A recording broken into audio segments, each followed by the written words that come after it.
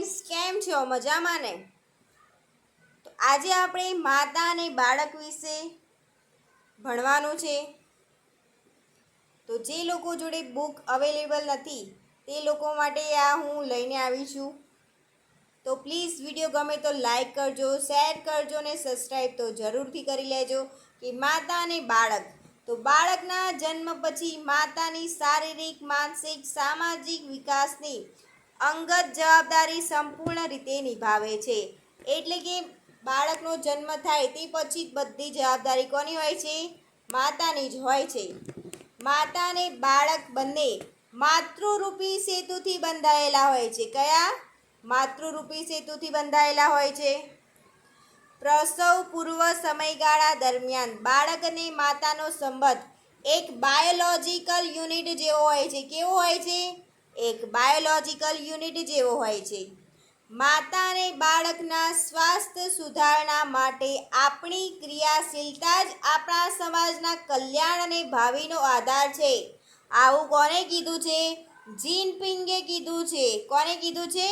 માતા અને બાળકોના સ્વાસ્થ્ય સુધારણા માટેની આપણી ક્રિયાશીલતા જ આપણા સમાજ કલ્યાણ અને ભાવિનો આધાર છે. આવું જિનપિંગે કીધું છે. તો માતાને સ્ત્રીવાલી તરીકે વ્યાખ્યાયિત કરવામાં આવે છે, જે બાળકને જન્મ આપે છે, તેનો ઉછેર કરે છે, તેને સારા સંસ્કાર આપે છે, તેને જ દુનિયાનું બધું જ શીખવાડે છે. તો દરેક કિશોરીઓમાં માસિક સ્ત્રાવ ક્યારે આવે છે? 10 થી 13 વર્ષની ઉંમરમાં દરેક કિશોરીઓને માસિક સ્ત્રાવ આવે છે. આ અવસ્થાને તરુણાવસ્થા કહે છે. તેના પ્રથમ તબક્કા વખતે આવતા માસિકને મેનાર્કી અથવા મેનાર્ક કહેવામાં આવે છે. શું કહેવામાં આવે છે? પ્રથમ વખતે આવતા માસિકને મેનાર્કી અથવા મેનાર્ક કહેવામાં આવે છે. સ્ત્રીની માસિક સાયકલના 4 તબક્કા છે. સ્ત્રીની માસિક સાયકલના 4 તબક્કા છે. માસિક સ્ત્રાવ, ફોલિક્યુલર, ઓવ્યુલેશન અને લ્યુટીન. તો માસિક દરમિયાન 50 થી 200 સીસી લોહી બહાર આવે છે.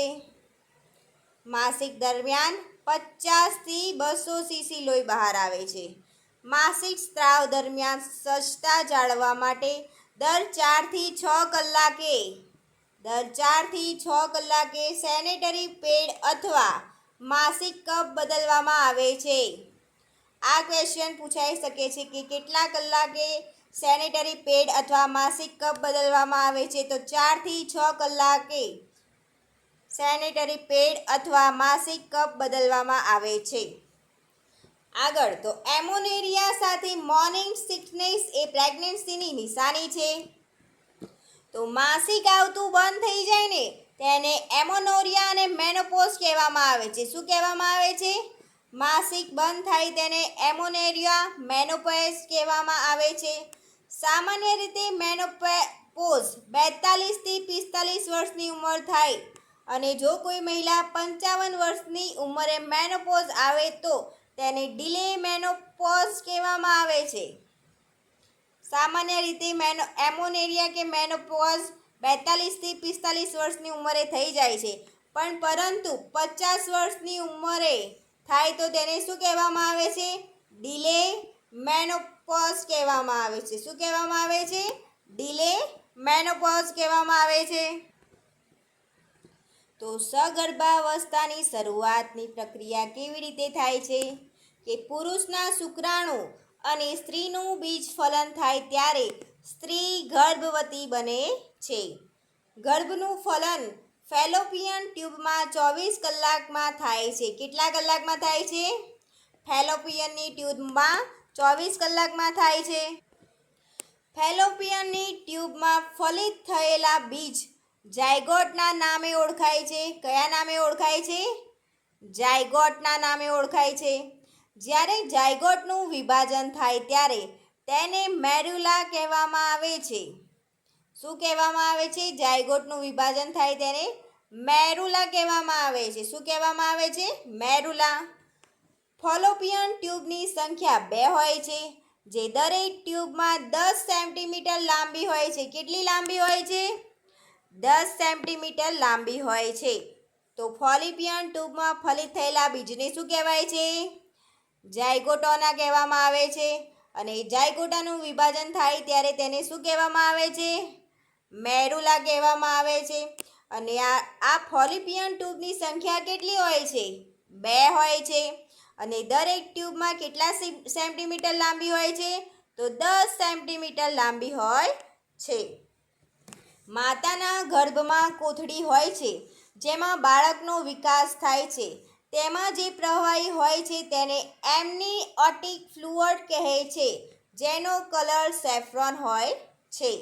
તો કયું કહેવામાં આવે છે? એમનીઓટિક ફ્લુઇડ કહેવામાં આવે છે. તેનો કલર કેવો હોય છે? સેફ્રોન હોય છે. સેફ્રોન કલરનું હોય છે તે. તો મેરુલાનો વિકાસ થઈ ગર્ભાશયની કોથળીમાં આવે છે, જેને બ્લાસ્ટોસિસ્ટ કહેવામાં આવે છે. શું કહેવામાં આવે છે? બ્લાસ્ટોસિસ્ટ કહેવામાં આવે છે.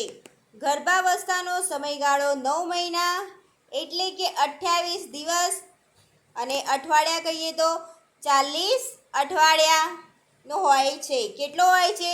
9 મહિના અથવા તો 280 દિવસ અથવા તો 40 અઠવાડિયા. ગર્ભાશયના સંક્રમણની સામાન્ય અવધિ કેટલા અઠવાડિયાની હોય છે? 6 અઠવાડિયા જેટલી હોય છે. ગર્ભાશયના સંક્રમણની સામાન્ય અવધિ 6 અઠવાડિયાની જેટલી હોય છે. સગર્ભા અવસ્થાના 3જા મહિનાથી પ્લેસેન્ટા બને છે. કયા મહિનાથી પ્લેસેન્ટા બને છે? તો સગર્ભાવસ્થાના 3જા મહિનાથી પ્લેસેન્ટા બને છે. આ પ્લેસેન્ટાથી જ ખોરાક અને ઓક્સિજન બંને સ્ત્રીના લોહીમાં થઈને બાળક સુધી પહોંચે છે. તો પ્લેસેન્ટાથી જ બાળકનો સુધી ખોરાક અને ઓક્સિજન પહોંચતો હોય છે. ગર્ભાશયની કોથળીની લંબાઈ કેટલી હોય છે? તો 7.5 સેન્ટીમીટર હોય છે ગર્ભાશયની કોથળીની લંબાઈ. જ્યારે સ્ત્રી સગર્ભા હોય ત્યારે ગર્ભાશયની કોથળીની લંબાઈ 5 ગણી વધી જાય છે. કેટલી થઈ જાય છે?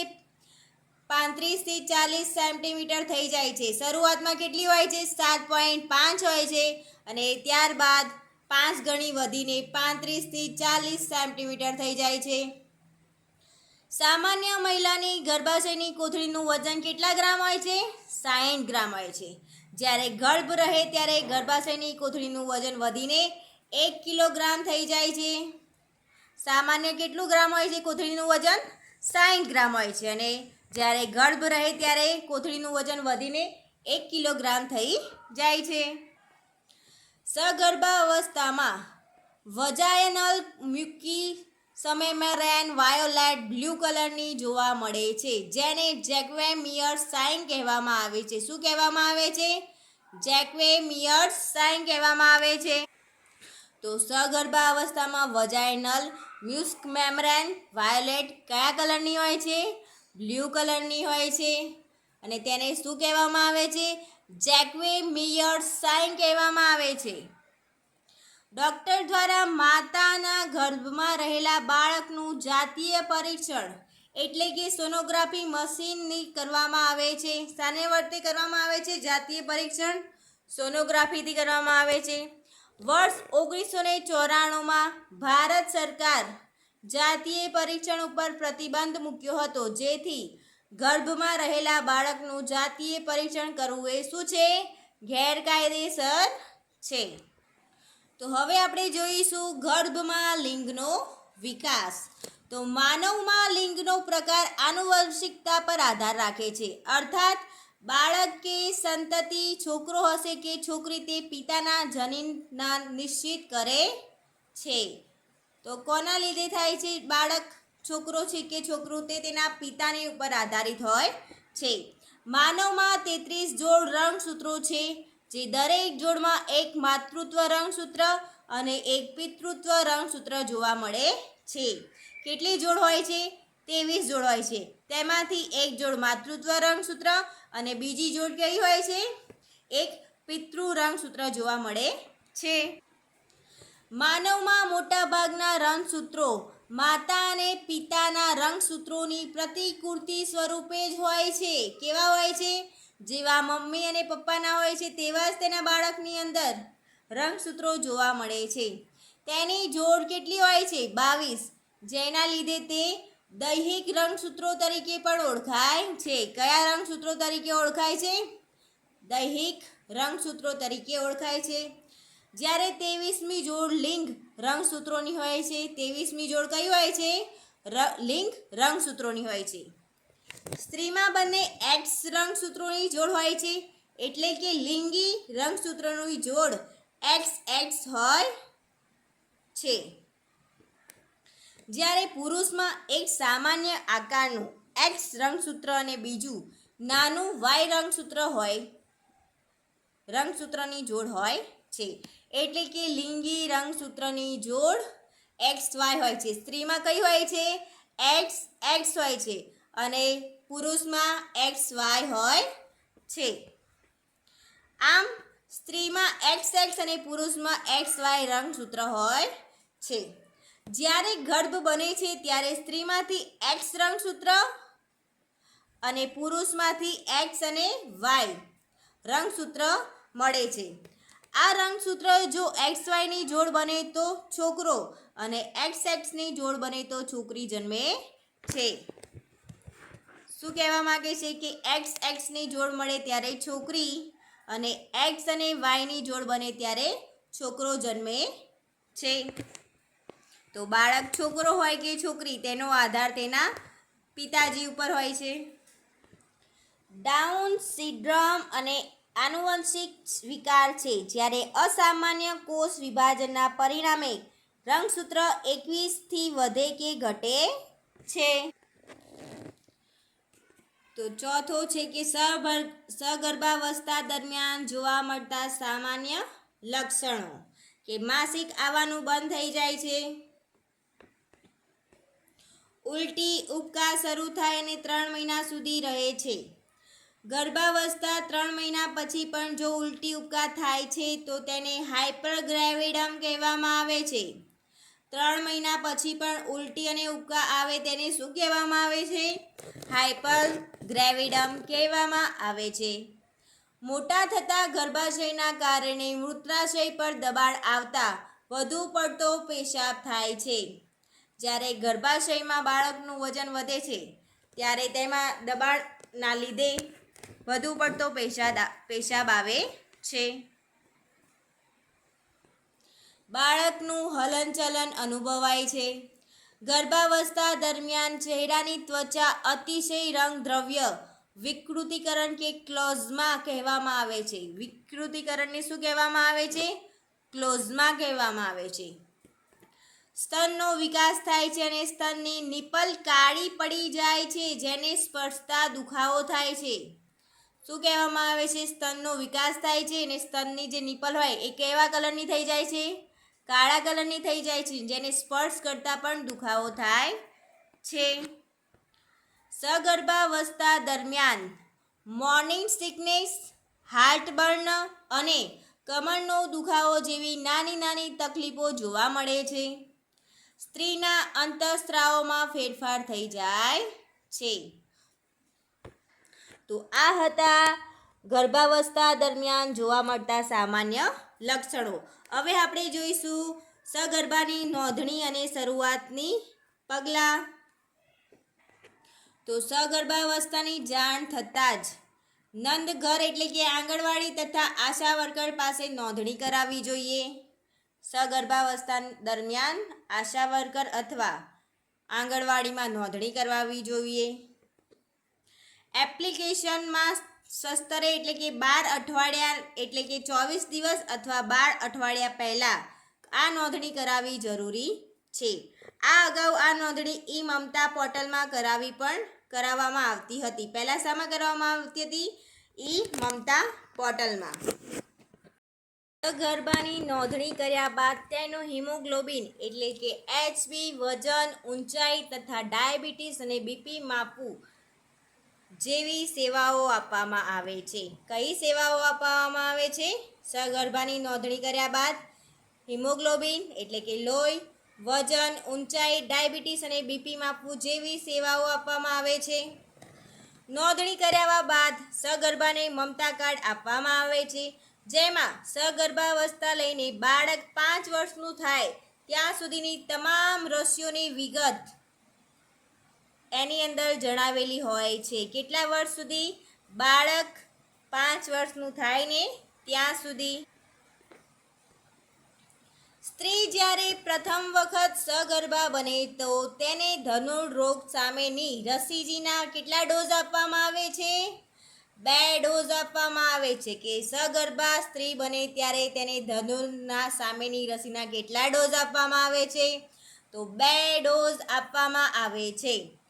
પ્રથમ ડોઝ સગર્ભા બને ત્યારે અને બીજો ડોઝ પહેલા ડોઝના 1 મહિના બાદ લેવામાં આવે છે. તો જ્યારે સગર્ભા પહેલી વખત માતા બને એટલે સ્ત્રી બને ત્યારે ધનુરના રોગના કેટલી રસી આપવામાં આવે છે? તો 2 ડોઝ આપવામાં આવે છે. પ્રથમ ડોઝ ક્યારે આપવામાં આવે છે? તો સગર્ભા બને ત્યારે, અને બીજો ડોઝ પહેલો ડોઝ આપ્યો હોય તેના 1 મહિના બાદ આપવામાં આવે છે. જો અગાઉ સુવાવડ દરમિયાન ધનુરની રસી એટલે કે ટીટી લીધેલી હોય અને પછીની સુવાવડ 3 વર્ષની અંદર હોય તો તે વખતે ધનુરની રસીનો કેટલો ડોઝ લેવામાં આવે છે? 1 જ ડોઝ. પણ એ ડોઝ કેવો હોય છે? બુસ્ટર ડોઝ આપવામાં આવે છે. જો અગાઉ સુવાવડ દરમિયાન ધનુરની રસી લીધી હોય અને તેના પછી 3 વર્ષની અંદર જ ફરી વખત માતા બનવાનું હોય તો ધનુરની રસીનો 1 જ ડોઝ એટલે કે બુસ્ટર ડોઝ લેવામાં આવતો હોય છે. સગર્ભા માતાને પૂરક આહાર તરીકે આંગણવાડી કેન્દ્રમાંથી માતૃશક્તિ નામનો આહાર આપે છે. કયો આપે છે આહાર? માતૃશક્તિ નામનો આહાર આપવામાં આવે છે આંગણવાડી કેન્દ્રમાંથી. સગર્ભાને 3 મહિના બાદ આયર્ન ફોલિક એસિડની ગોળી આપવામાં આવે છે. કેટલા મહિના બાદ? 3 મહિના બાદ. શાની ગોળી આપવામાં આવે છે? આયર્ન ફોલિક એસિડની ગોળી આપવામાં આવે છે. માતાની અનુપ્રસૂતિ સંભાળ માટે તેને વધારીને 700 કેલેરી અને 25 ગ્રામ પ્રોટીન આપવામાં આવે છે. કેટલું? 700 કેલેરી અને 25 ગ્રામ પ્રોટીન વધુ આપવામાં આવે છે પ્રસૂતિ સમયે.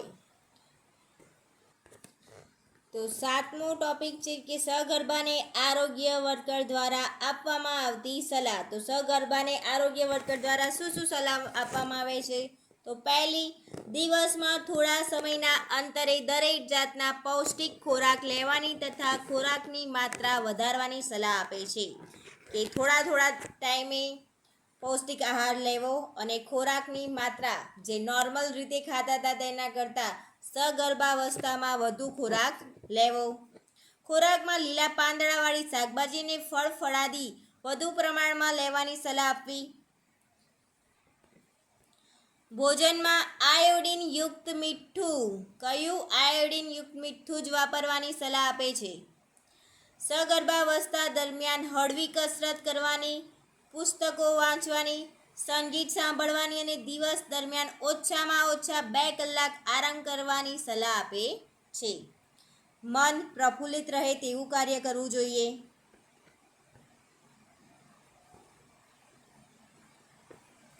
નિયમિત રસી લેવી જોઈએ.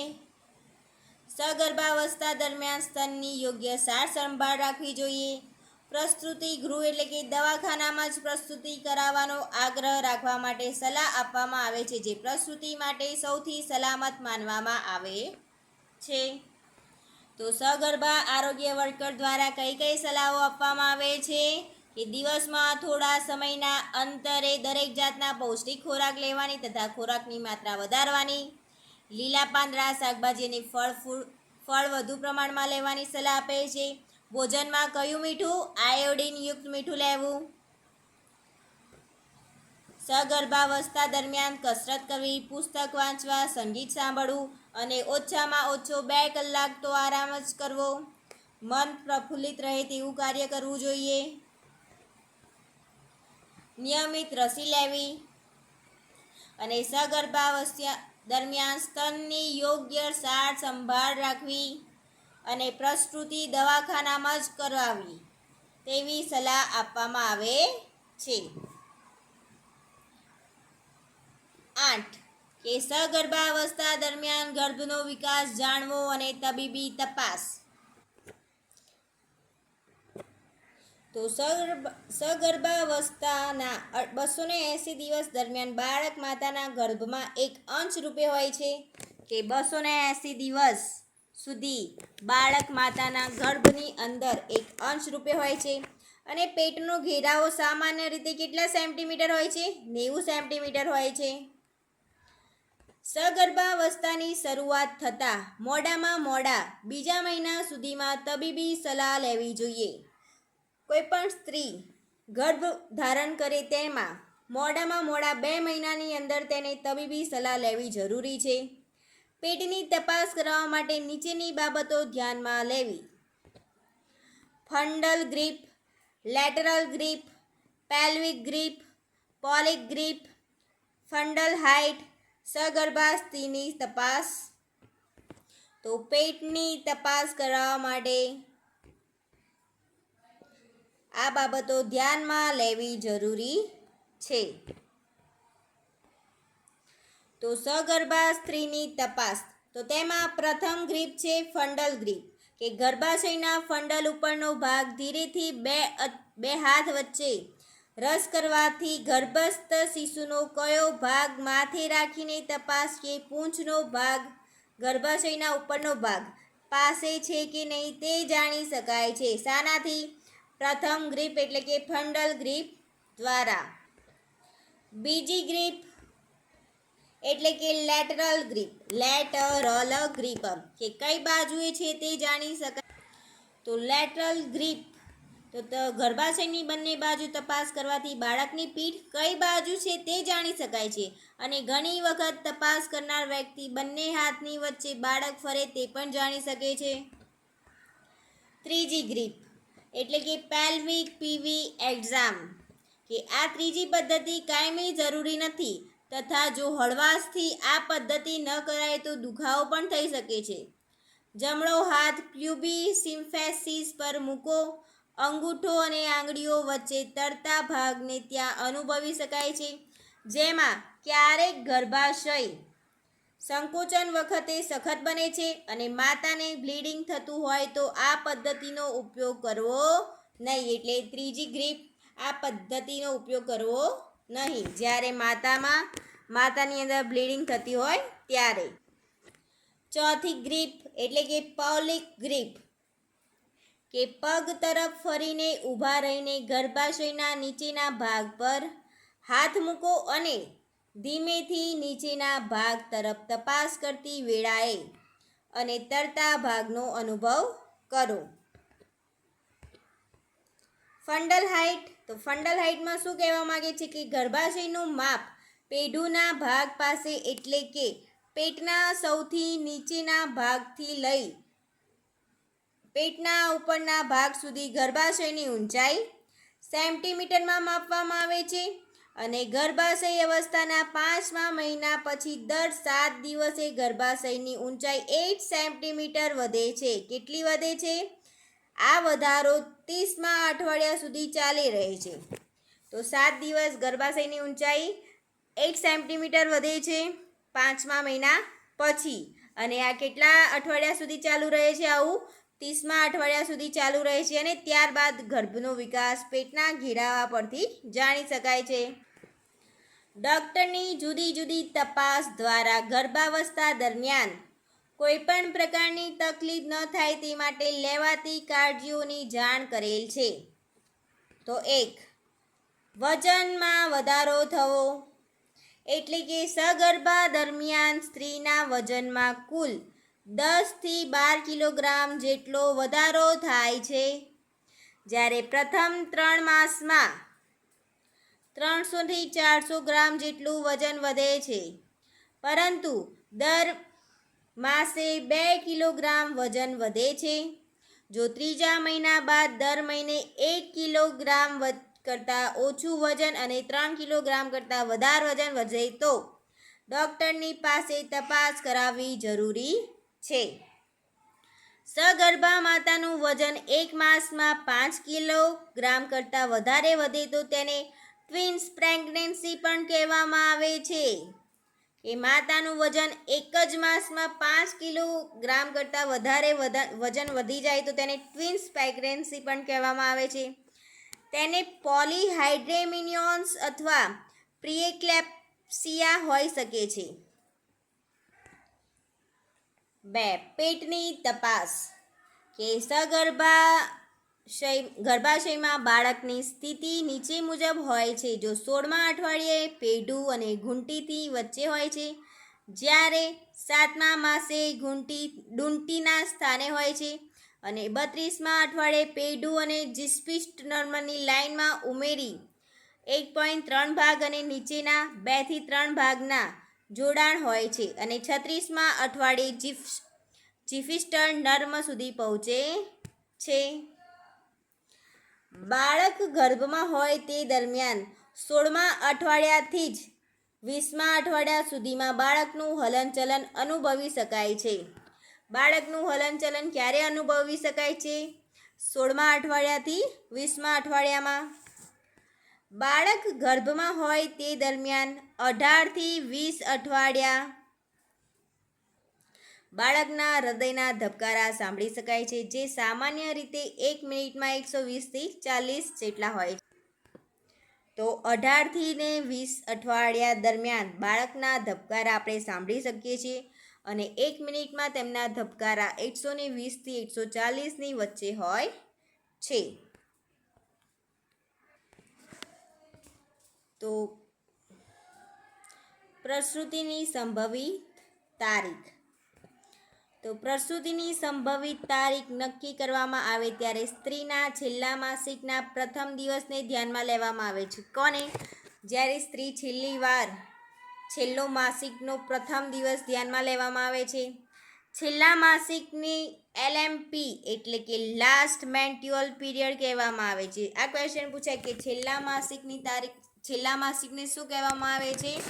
લાસ્ટ મેન્સ્ટ્રુઅલ પીરિયડ કે LMP નું ફૂલ નામ શું છે? કે લાસ્ટ મેન્સ્ટ્રુઅલ પીરિયડ. પ્રસૂતિની સંભવિત તારીખ EDD estimated date of delivery. આનું પણ ફૂલ ફોર્મ પૂછાઈ શકે છે કે એસ્ટિમેટેડ ડેટ ઓફ ડિલિવરીનું શોર્ટ નેમ કયું થાય? EDD. અને EDD નું ફૂલ નેમ શું થાય? Estimated date of delivery. પ્રસૂતિની સંભવિત તારીખ જાણવાની રીત નીચે મુજબ છે. એટલે કે ઉદાહરણ તરીકે છેલ્લા માસિકનો પ્રથમ દિવસ 1/1/2022 છે, તો તેમાં 7 દિવસ પ્લસ 9 માસ ઉમેરવાથી મળતી તારીખ 8/10/2022 થાય છે, જે પ્રસૂતિની સંભવિત તારીખ છે. એટલે કે જે તારીખ હોય તેની અંદર 7 દિવસ પ્લસ 9 મહિના ઉમેરવાથી આપણને આપણી ડિલિવરીની તારીખ મળી જાય છે. તો ANC એટલે કે એન્ટીનેટલ કેર તપાસ. તો એન્ટીનેટલ કેર તપાસમાં શું હોય છે કે પ્રસૂતિની પહેલાંની સંભાળ એ વધુ જોખમવાળી ગર્ભાવસ્થાને ઓળખવાનું અને મહિલાઓને શિક્ષિત કરવાનું કે એક માધ્યમ છે, જેથી કરીને જોખમકારક ડિલિવરી ટાળી શકાય છે અને તંદુરસ્ત બાળકોને જન્મ આપી શકાય છે. એટલે કે ANC દ્વારા મહિલાઓને શિક્ષિત કરવામાં આવે છે કે પ્રેગ્નન્સી દરમિયાન શું ખાવું, કેવી રીતે રહેવું, કેવી રીતે હરવું અને ફરવું. તેનો હેતુ પોષણ, વ્યક્તિગત સ્વચ્છતા અને જન્મની પ્રક્રિયા અંગેનું શિક્ષણ આપીને માતા અને બાળકના શારીરિક, માનસિક અને સામાજિક સ્વાસ્થ્યને પ્રોત્સાહન આપવાનો અને જાળવવાનો છે. કોનું કાર્ય છે? એન્ટીનેટલ કેર એટલે કે ANC દ્વારા તપાસ કરવામાં આવે છે કે બાળકનું શારીરિક, માનસિક અને સામાજિક સ્વાસ્થ્ય કેવી રીતે સારું રાખવું અને પોતાની સાર સંભાળ પણ કેવી રીતે લેવાની. કે 3 મહિના બાદ કૃમિ માટેની આલ્બેન્ડાઝોલ દવા લેવાની સલાહ આપે છે. તો પ્રથમ તો 12 અઠવાડિયાની અંદર મુલાકાત લેવી. બીજી વખત માતાએ બીજી વખત ક્યારે મુલાકાત લેવી? 14 થી 26 અઠવાડિયા દરમિયાન. અને ત્રીજી વખત 28 થી 34 અઠવાડિયા દરમિયાન. અને ચોથી વખત મુલાકાત લેવી 36મા અઠવાડિયા દરમિયાન. તો આટલી વખત 4 વાર મુલાકાત લેવી જોઈએ ડૉક્ટરની. ANC એન્ટીનેટલ કેર તપાસ દ્વારા. તો સગર્ભાવસ્થા જોખમી સંભાવના. તો સગર્ભાવસ્થામાં જોખમી સંભાવના ક્યારે થાય છે? કે માતાને હિપેટાઇટિસ બી, HIV, ટીબી, પાંડુરોગ જેવા ગંભીર રોગોથી પીડાતી હોય. તો સૌપ્રથમ શું આવે? માતાને આ બધા રોગથી પીડાતી હોય ત્યારે સગર્ભા જોખમી સંભાવના હોય છે બાળકને જન્મ આપવાની.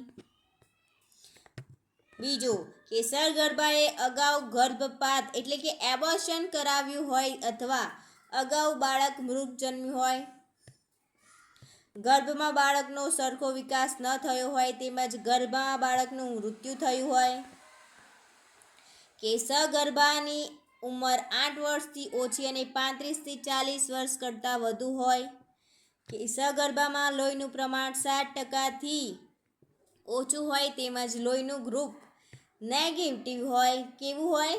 નેગેટિવ હોય.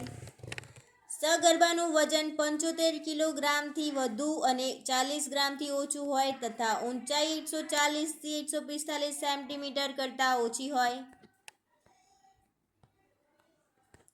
સગર્ભાનું લોહીનું દબાણ 100 થી ઓછું અને 140 થી વધુ હોય.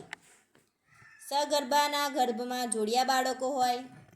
સગર્ભાની ડિલિવરી પહેલાં લોહી પડતું હોય અને ખેંચ આવતી હોય.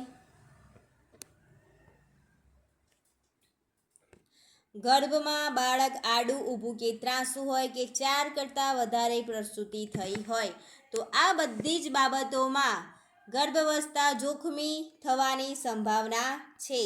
કે આ પણ કોઈ પણ એક પણ માતાને હોય તો બાળક અથવા માતાને મૃત્યુ થવાની સંભાવના છે.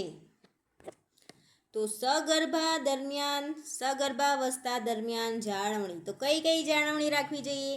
તો નર્સ પાસેથી ડિસ્પોઝેબલ ડિલિવરી કિટ મેળવી લેવી. શું કરવું? નર્સની પાસેથી ડિસ્પોઝેબલ ડિલિવરી કિટ મેળવવી. કિટ ન મળે તો નવી બ્લેડ અને દોરો 20 મિનિટ પાણીમાં ઉકાળી તડકામાં સૂકવી તરત મળી રહે તે રીતે મૂકવા. ફંડલ હાઇટની તપાસ કરો જે સગર્ભાવસ્થાની પ્રગતિ તથા ગર્ભનું વિકાસ સૂચન કરે છે.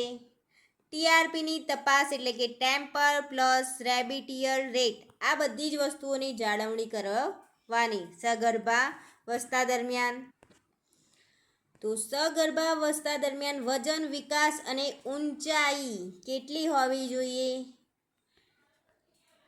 તો સગર્ભાવસ્થા દરમિયાન અપેક્ષિત વજન પ્રથમ ત્રિમાસિકમાં દર માસે 2 કિલોગ્રામ અથવા દર અઠવાડિયે 0.5 કિલોગ્રામ વજન વધવું હોવું જોઈએ. કેટલું?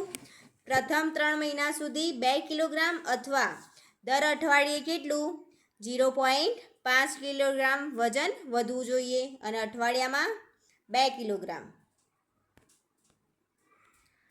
મહિનામાં 3 કિલોગ્રામ વજનમાં વધારો અને માતાની ચિંતાજનક સ્થિતિ કહેવાય છે. એક જ મહિનામાં 3 કિલોગ્રામ વજન વધી જાય તો તે માતાને ચિંતાજનક સ્થિતિ કહેવાય છે, જેના લીધે માતાના ગર્ભમાં પ્રીએક્લેમ્પ્સિયા એટલે કે જોડિયા બાળકો અને હાઇડ્રોમિનસ પરિસ્થિતિ સર્જાય છે. શું સર્જાય છે?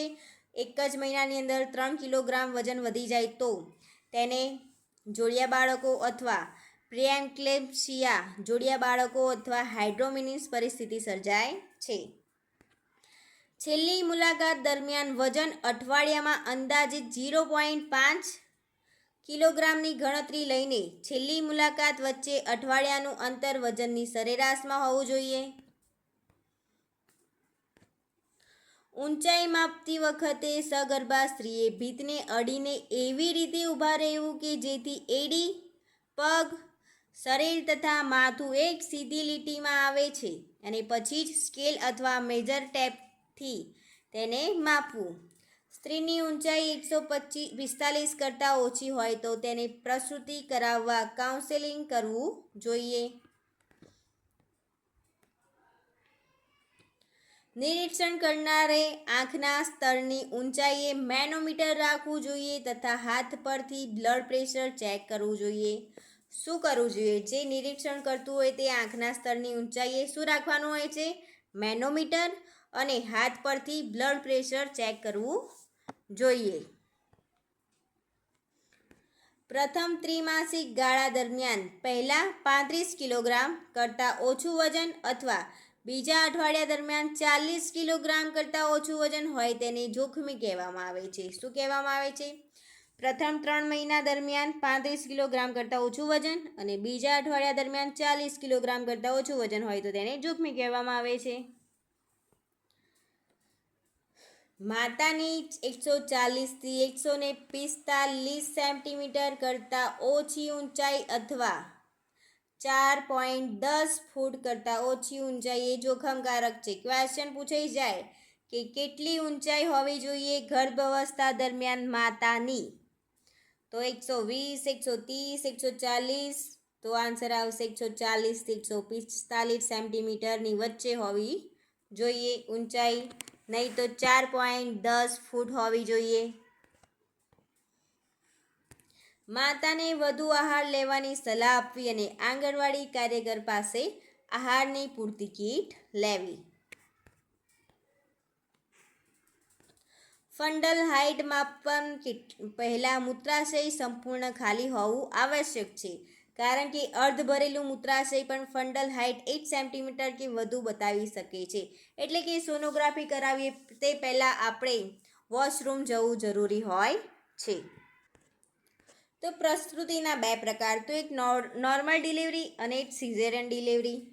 તો સામાન્ય રીતે પ્રસૂતિના 2 પ્રકાર કરવામાં આવ્યા છે, જે નીચે મુજબ છે. તો એક નોર્મલ ડિલિવરી, જેને વજાઇનલ ડિલિવરી પણ કહે છે. નોર્મલ ડિલિવરીને શું કહેવામાં આવે છે? Vaginal delivery. અને સિઝેરિયન ડિલિવરી કે જે એબનોર્મલ પ્રકાર છે, જે શસ્ત્રક્રિયા દ્વારા કરવામાં આવે છે. આ પ્રકારના લોઅર સેગમેન્ટ સિઝેરિયન સેક્શન તરીકે પણ ઓળખવામાં આવે છે. શું? LSCS, lower segment caesarean section. શું કહેવાય છે? લોઅર સેગમેન્ટ સિઝેરિયન સેક્શન તરીકે પણ ઓળખવામાં આવે છે. કોને? સિઝેરિયન ડિલિવરીને. 7 મહિના પહેલાં અથવા 28 અઠવાડિયા પહેલાં થતી ડિલિવરીને પ્રીટર્મ તરીકે ઓળખવામાં આવે છે. આ ક્વેશ્ચન પૂછાઈ જાય કે 7 મહિના પહેલાં કે 28 અઠવાડિયા પહેલાં થતી ડિલિવરીને શું કહેવામાં આવે છે? તો પ્રીટર્મ ડિલિવરી કહેવામાં આવે છે. સામાન્ય સમયે એટલે કે 42 અઠવાડિયા બાદ થતી ડિલિવરીને પોસ્ટ ટર્મ ડિલિવરી કહેવામાં આવે છે. 42 અઠવાડિયા પછી થતી ડિલિવરીને શું કહેવામાં આવે છે? Post term delivery. એટલે કે પ્રસૂતિ થવામાં સામાન્ય સમયથી થતો વધારે સમય. INC ઇન્ટ્રાનેટલ કેરની તપાસ કેવી રીતે કરવી? તો પ્રસૂતિ સમયે રાખવામાં આવતી માતા અને બાળકની સાર સંભાળને INC કહે છે. શું કહેવામાં આવે છે? પ્રસૂતિ સમયે રાખવામાં આવતી બાળક અને માતાની સંભાળને INC કહેવામાં આવે છે. આ તપાસનો હેતુ લેબરની શરૂઆત અને તેના વ્યવસ્થાપનની તૈયારી કરવા, મેટર્નલ અને કીટલ ડિસ્ટન્સને ઘટાડવા, તેમજ નોર્મલ ડિલિવરી માટે સાધનો તૈયાર રાખવા અને નોર્મલ લેબરને ઓળખી તેનું મેનેજમેન્ટ કરવાનું હોય છે. માતાને સુવાવડ વખતે નેવરાઇપિન દવા આપવી, જે બાળકને HIV થતો અટકાવે છે તથા સુવાવડ શરૂ થાય તે પહેલાં આ દવાનો ઉપયોગ કરવો જોઈએ. તો કઈ દવા આપવી? નેવરાપિન દવા. કઈ? નેવરાપિન દવા આપવાથી બાળકને HIV થતો અટકે છે. બાળ જન્મ દરમિયાન બાળક ગર્ભાશયમાંથી બહાર નીકળી શકે તે માટે ગર્ભાશયનું મુખને ખોલવાની પ્રક્રિયાને સર્વિક્સ ડાયલેક્શન કહે છે. શું કહે છે? સર્વિક્સ ડાયલેશન.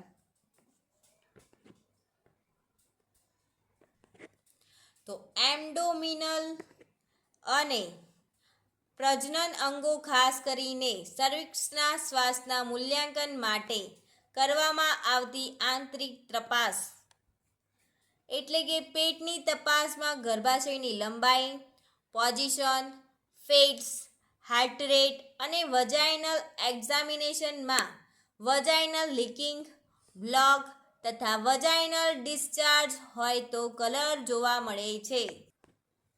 ડિલિવરી સમયે baby receive trade, cold cutting tray અને એપિપોઝોટોમી ટ્રે હાજર રાખવામાં આવે છે.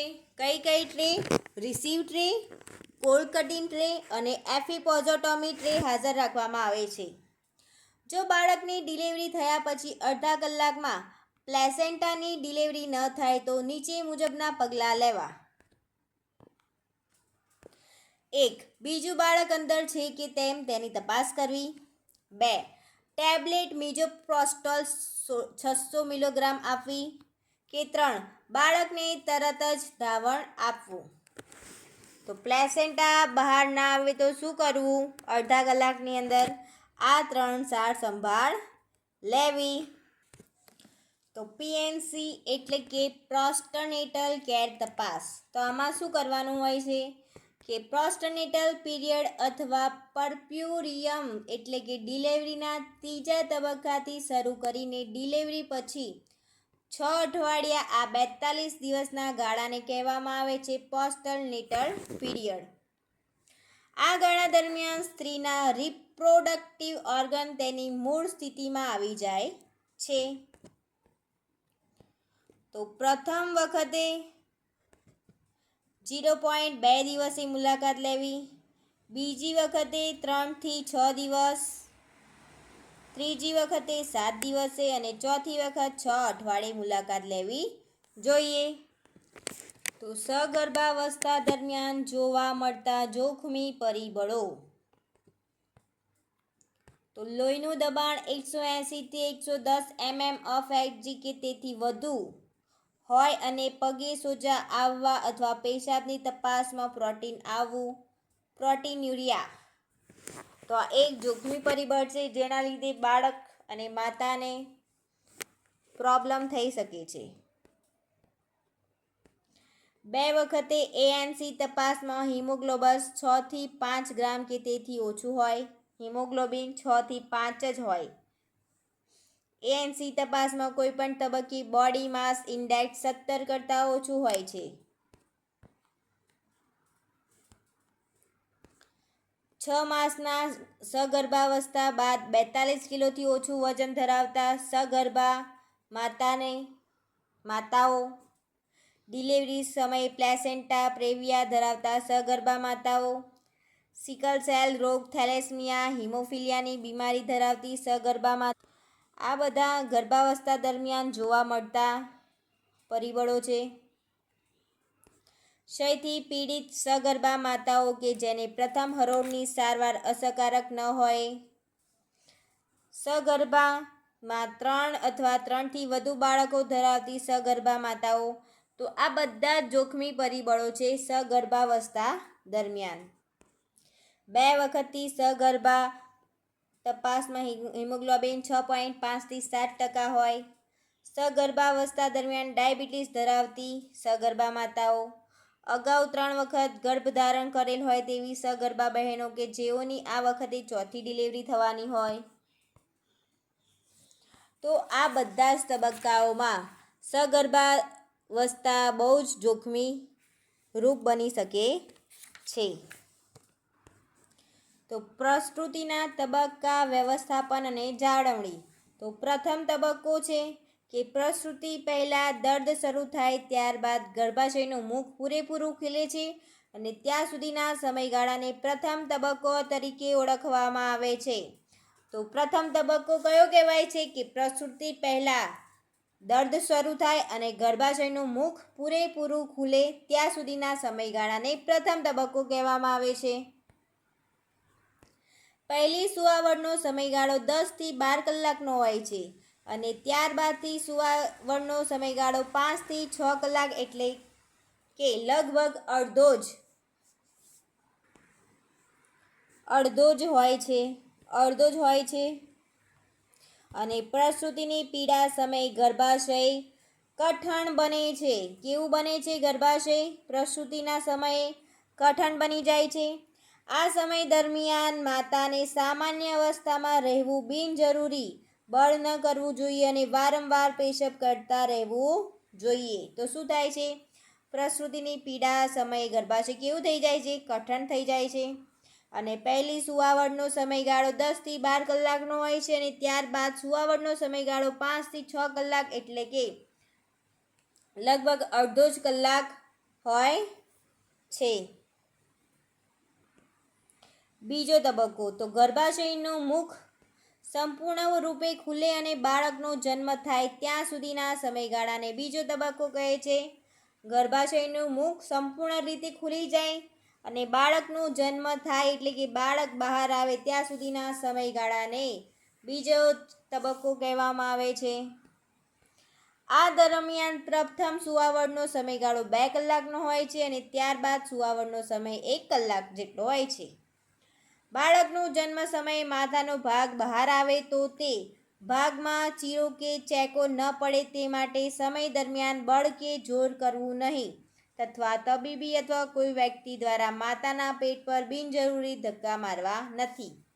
આટલી સાચવણી કે જાળવણી રાખવી જરૂરી છે.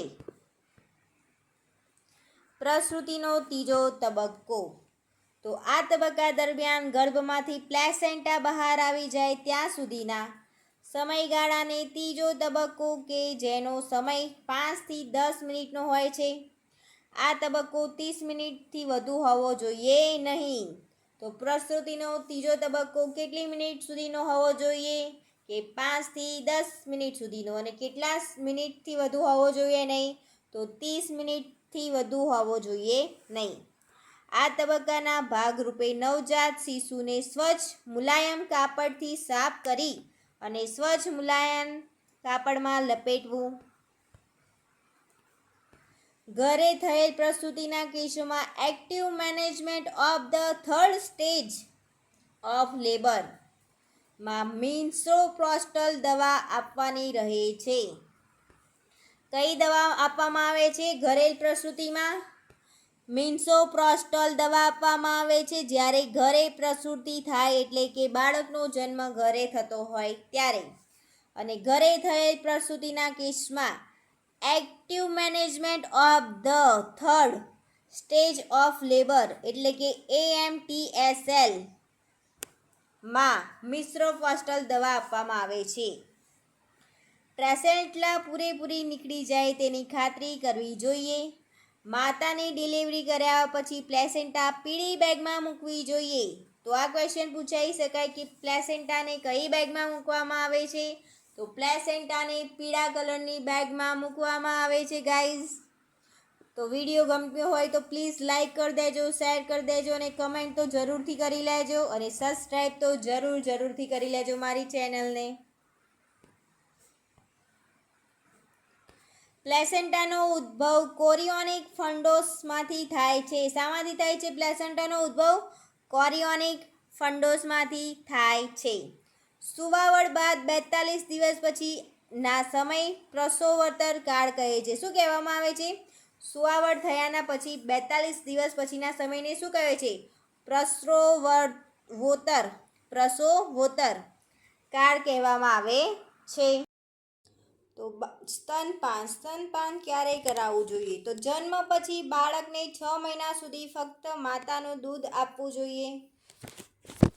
ઓક્સિટોસિન નામનો હોર્મોન અંતઃસ્રાવ માતાના સ્તનમાં દૂધ શરૂ કરવામાં મદદ કરે છે. કયો હોર્મોન માતાના સ્તનમાં દૂધ શરૂ કરવામાં મદદ કરે છે? તો આન્સર આવશે ઓક્સિટોસિન નામનો હોર્મોન માતાના સ્તનમાં દૂધ શરૂ કરવામાં મદદ કરે છે. માતાના શરૂઆતના દૂધને કોલોસ્ટ્રમ કહે છે. શું કહેવામાં આવે છે? માતાના શરૂઆતના દૂધને કોલોસ્ટ્રમ કહેવામાં આવે છે, જેમાં વિટામિન એ, પાણી, આયર્ન, કાર્બોદિત પદાર્થો તથા પોષક તત્વો ભરપૂર પ્રમાણમાં હોય છે.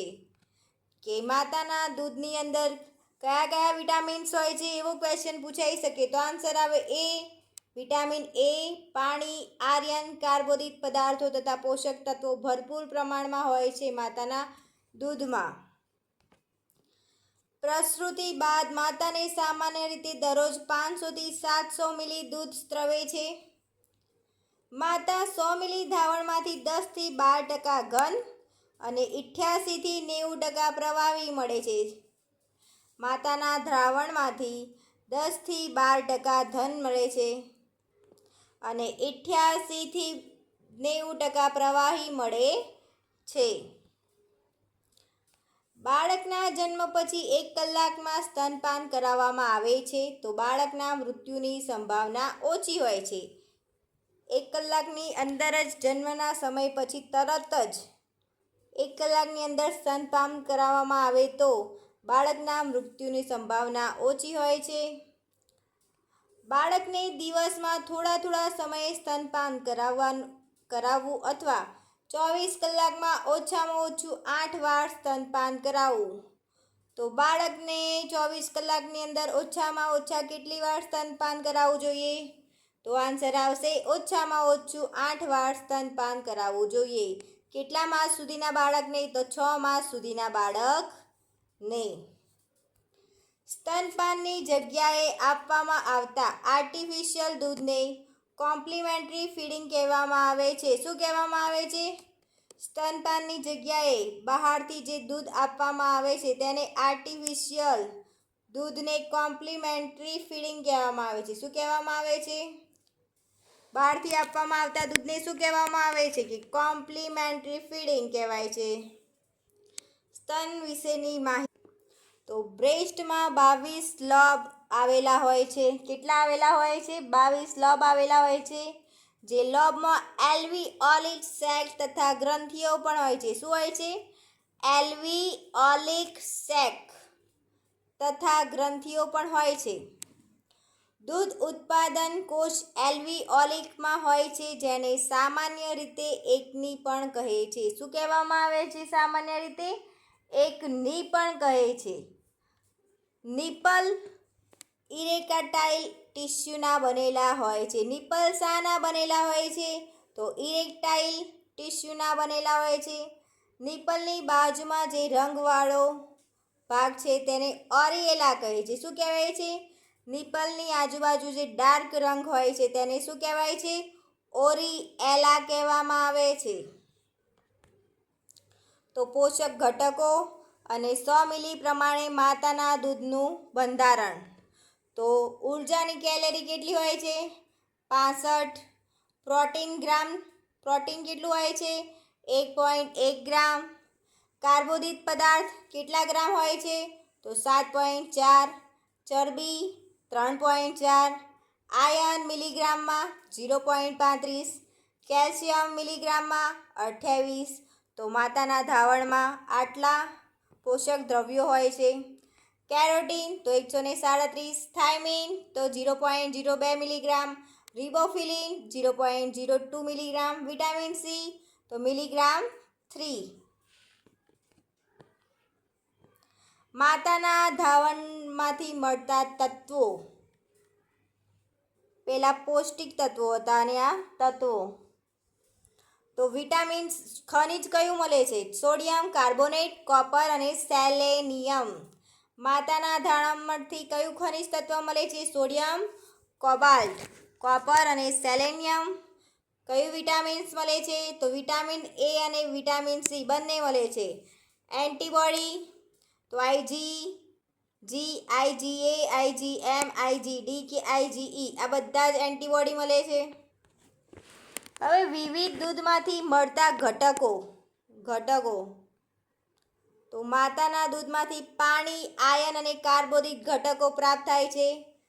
ગાયના દૂધમાંથી પ્રોટીન, ફેટ, એનર્જી અને કેલ્શિયમ. અને ભેંસના દૂધમાંથી પ્રોટીન, ફેટ અને એનર્જી.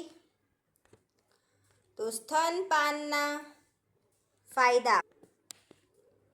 સ્તનપાનના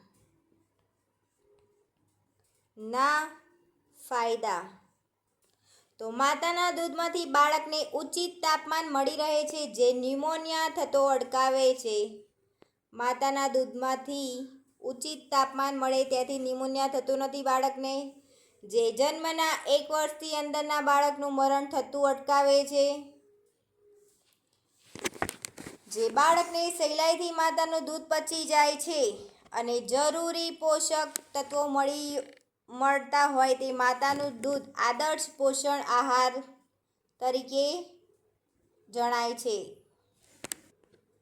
તો બાળકને સ્તનપાન કરાવવાની રીત. તો બાળકનું મોં પહોળું હોવું, નીચલો હોઠ બહારની બાજુએ વળેલો અને સ્તનને બાળકની દાઢી અડકતી હોવી જોઈએ. બાળકે સરખી રીતે સ્તનપાન કર્યું તે જાણવા માટેની રીત. તો બાળકને 24 કલાકમાં ઓછામાં ઓછા 6 થી 8 વખત પેશાબ કરતું હોવું જોઈએ. સ્તનપાન કર્યા બાદ 2 થી 3 કલાક શાંતિથી ઊંઘતું હોવું જોઈએ. બાળકનું વજન અઠવાડિયામાં જન્મ સમયના વજન કરતાં બમણું થવું હોવું જોઈએ. પ્રથમ 3 થી 4 મહિનામાં સરેરાશ દરરોજ 30 થી 40 ગ્રામ વજનનો વધારો થતો હોવો જોઈએ. તો નેક્સ્ટ ટોપિક છે કે સ્તનપાન તથા પૂરક આહાર. તો 6 થી 12 મહિનાની નાની ઉંમરે સુધી પાણી નાખ્યા વગરનું દૂધ, રોટલી અથવા ભાત, ઘી, તેલ, શાકભાજી આપી શકાય છે તથા ખોરાક ચાલુ હોય ઉપરાંત 5 વખત સ્તનપાન તો કરાવવું હિતાવહ છે. એટલે કે 6 થી 12 મહિનાની ઉંમર સુધીના બાળકને પાણી નાખ્યા વગરનું દૂધ, રોટલી અથવા ભાત, ઘી, તેલ, શાકભાજી આપી શકાય છે. પોચો ખોરાક આપી શકાય છે તેને. અને દિવસમાં તે ઉપરાંત 5 થી 6 વખત સ્તનપાન કરાવી શકાય છે. 1 થી 2 વર્ષના બાળકને દૂધમાં રાંધેલો શીરો, ખીર, હલવો, બાફેલા બટાકા, બાફેલા મગ, ચીકુ, કેળા આપી શકાય છે. બાફેલા મગ.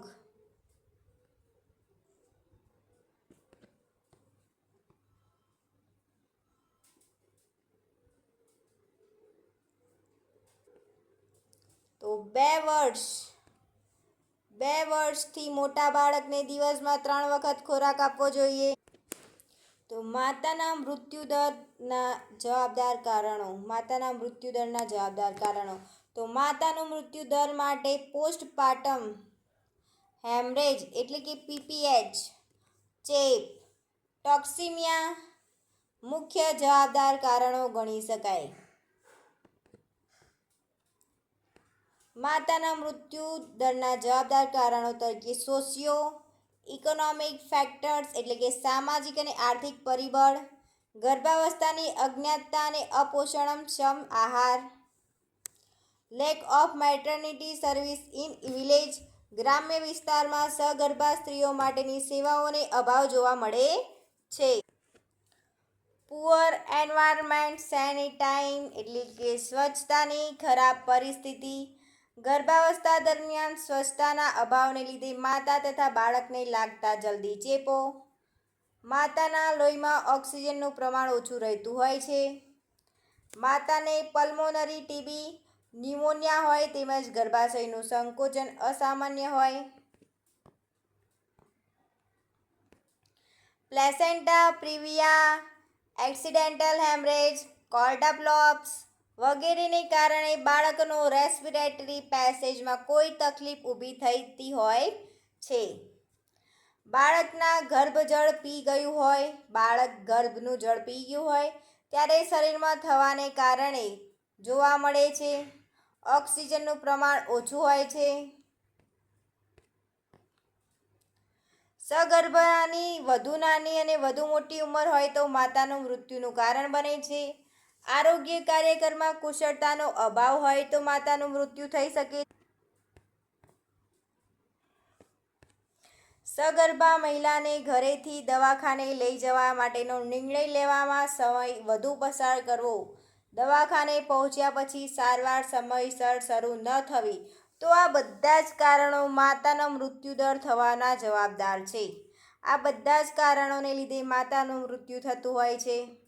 તો માતાના મૃત્યુદરમાં ઘટાડાના પગલાઓ, તો પહેલો છે કે માતાનો રક્તસ્રાવ વધુ થતો હોય, તો એનેમિયા હોય, ટોક્સિમિયા જેવા અને અન્ય ગંભીર પ્રકારના રોગો હોય જેવી સમયસર સારવાર કરાવી, એટલે કે એનિમિયા અને ટોક્સેમિયા જેવા રોગો હોય તો સમયસર એની સારવાર કરાવવાથી માતાના મૃત્યુદરમાં ઘટાડો થાય છે. ચોથી અને ત્યારબાદની દરેક સગર્ભાવસ્થા જોખમી ગણાય, જેથી તેમને કુટુંબ નિયોજનનું પદ્ધતિ અપનાવવા માટે પ્રોત્સાહન કરવું, એટલે કે માતાને કુટુંબ નિયોજન એટલે કે ટ્યુબેક્ટોમી પદ્ધતિ અપનાવવા માટે પ્રેરવા આપણે. 18 વર્ષ કરતાં નાની ઉંમરની કિશોરીઓ અથવા 35 વર્ષ કરતાં મોટી ઉંમરની સ્ત્રીઓમાં સગર્ભાવસ્થા અટકાવ પગલાં લેવા, એટલે કે 18 વર્ષથી નાની ઉંમરના લેડીઝ અને 35 વર્ષથી મોટી ઉંમરના લેડીઝને ગર્ભાવસ્થાનો અટકાવવા પગલાં લેવા. તો માતાના મૃત્યુદરમાં ઘટાડવા માટે નિયંત્રણ કરવા માટેની બાબતો, તો એચ હેમરેજ રક્તસ્રાવ, એ એનિમિયા એટલે કે પાંડુરોગ, એસ એટલે સેપ્સિસ એટલે કે ચેપ, એમ એટલે માલપ્રેઝેશન ટેન્શન એટલે ત્રાંસુ બાળક, એબોર્શન એટલે કસુવાવડ, ટી ટોક્સિમિયા ઇન પ્રેગ્નન્સી એટલે સુવાવડનું ઝેર. તો આ બધા કારણોને લીધે માતાના મૃત્યુદરમાં વધારો થાય છે અને તેના ઘટાડવાના પગલાં પણ આપણે જોઈ લીધા. હવે આપણે મમતા કાર્ડ વિશે જાણીશું કે મમતા કાર્ડ શું છે. તો જ્યારે સ્ત્રી પ્રેગ્નેન્ટ થાય ત્યારે તેને પોતાની નોંધણી આંગણવાડી કે નંદઘરમાં ખાતે નોંધણી કરાવે ત્યારે તેને મમતા કાર્ડ આપવામાં આવે છે. આંગણવાડી ખાતેથી આરોગ્યકર્મી જેમ કે આશા વર્કર અથવા ANM મમતા કાર્ડ આપે છે. આ મમતા કાર્ડની અંદર માતાએ લીધેલી રસી અને બાળકને 5 વર્ષ સુધી આપવામાં આવતી રસીઓની વિગત હોય છે. આ કાર્ડમાં ગર્ભાવસ્થાની વિગત, બાળકના જન્મની વિગત અને કુટુંબની વિગત જેવી માહિતી નોંધવામાં આવતી હોય છે. સગર્ભાએ 2 ટીડી રસી લેવી જોઈએ, જેની નોંધ મમતા કાર્ડમાં કરવામાં આવે છે. ટીડીની રસી ધનુર્રોગ સામે રક્ષણ આપે છે. તો ટીડીની રસી કયા રોગ સામે રક્ષણ આપે છે? તો ધનુર સામે રક્ષણ આપે છે. તો સગર્ભાવસ્થા દરમિયાન આપવામાં આવતી દવા, તો પહેલી તો ફોલિક એસિડ. તો દરેક સગર્ભાને પ્રથમ 3 માસ સુધી ફોલિક એસિડની ગોળી કેટલા પ્રમાણમાં આપવામાં આવે છે? 0.5 ગ્રામ આપવી જોઈએ. આ ગોળીથી ગર્ભમાં રહેલા બાળકોમાં ખોડખાપણ અટકાવી શકાય છે. કે ફોલિક એસિડની ગોળી પ્રથમ 3 માસ સુધી આપવામાં આવે છે. કેટલી આપવામાં આવે છે?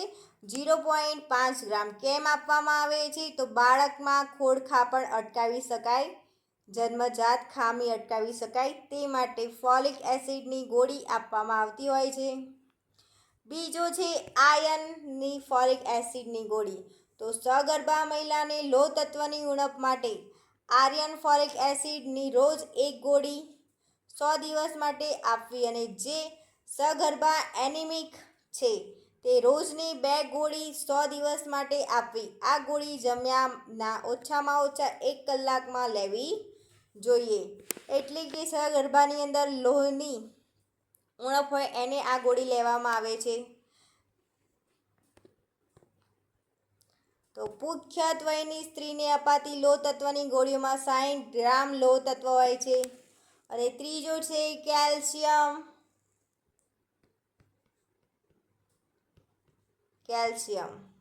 તો જે કેલ્શિયમની ગોળી, તો જે સગર્ભા દૂધ, ભાજી કે ખજૂર એટલે કે કેલ્શિયમયુક્ત ખોરાકનો ઉપયોગ ન કરતી હોય તેવી સગર્ભાઓને કેલ્શિયમની ગોળી 180 દિવસ આપવી હિતાવહ છે. કેટલા દિવસ? 180 દિવસ. હવે નેક્સ્ટ છે વિટામિન એની ગોળી. તો જો સગર્ભાને રાત્રે જોવામાં તકલીફ પડે તો તેને 24 કલાકના અંતરે વિટામિન એની 2 કેપ્સ્યુલ એટલે કે 2 લાખ યુનિટવાળી દવા આપવામાં આવે છે.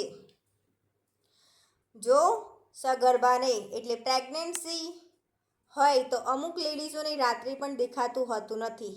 તો આના કારણે આવી પ્રોબ્લેમવાળી સ્ત્રીઓને 2 કેપ્સ્યુલ વિટામિન એની એટલે કે 2 લાખ યુનિટવાળી ગોળી આપવામાં આવતી હોય છે.